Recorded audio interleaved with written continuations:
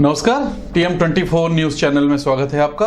गुरुवार को राहुल गांधी सहित 14 बड़े विपक्षी नेताओं ने मानसून सत्र में मार्शलों द्वारा सांसदों के साथ दुर्व्यवहार और महिला सांसदों के साथ मारपीट के आरोपों में संसद से विजय चौक तक मार्च किया।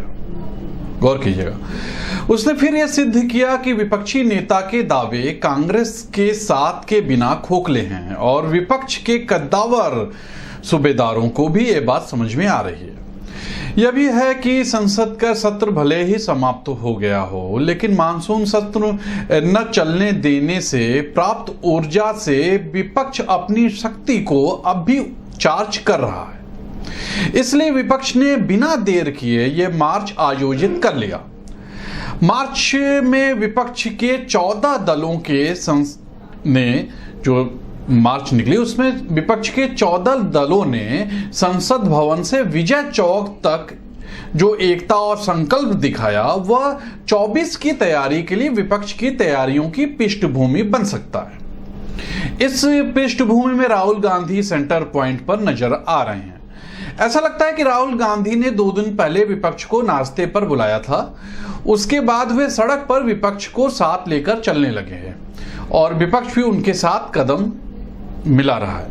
और राहुल गांधी की इस मुहिम में सीधे सीधे शरद पवार धुरी बने हुए लगते हैं।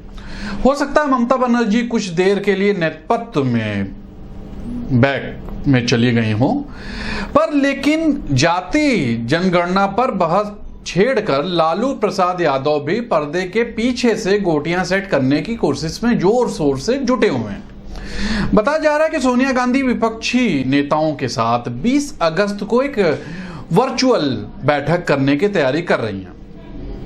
मीटिंग में शरद पवार की मौजूदगी के साथ साथ ममता बनर्जी, उद्धव ठाकरे, MK स्टालिन और हेमंत सोरेन को भी न्योता भेजे जाने की खबर है। बिहार चुनाव के दौरान लालू यादव ने कांग्रेस को महागठबंधन में शामिल करने के साथ ही तेजस्वी यादव को मुख्यमंत्री पद का चेहरा बताकर सर्वमान्य नेता के तौर पर प्रोजेक्ट किया था। विपक्षी खेमे में राहुल गांधी को भी सोनिया गांधी वैसे ही पेश करने की सोच रही हैं।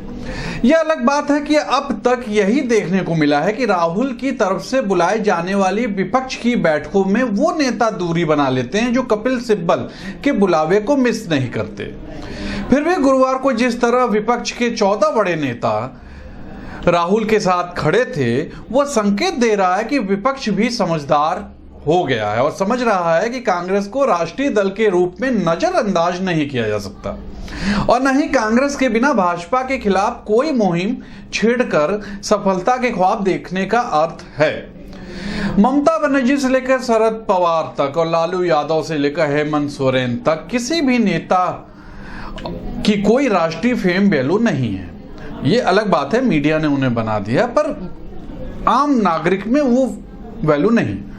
कोई समझे तो इससे भी अपने मायने हैं कि 2019 में राहुल गांधी अमेठी से पलड़ा कमजोर देखकर जीतने की गारंटी के साथ वायनाड जाते हैं।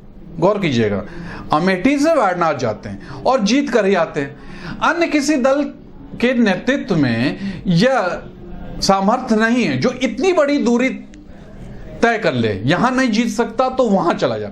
क्या शरद पवार या ममता बनर्जी जैसे कद्दावर क्षेत्रीय नेता यूपी में कहीं से चुनाव जीतकर दिखा सकते हैं? गौर कीजिएगा, कांग्रेस सहयोगी विपक्षी पार्टियों की यह कमजोरी समझती है और इसीलिए राहुल को निरंतर विपक्ष की गाहे बगाहे उपेक्षा के बाद भी मैदान में खड़े रहने को तैयार कर रही है।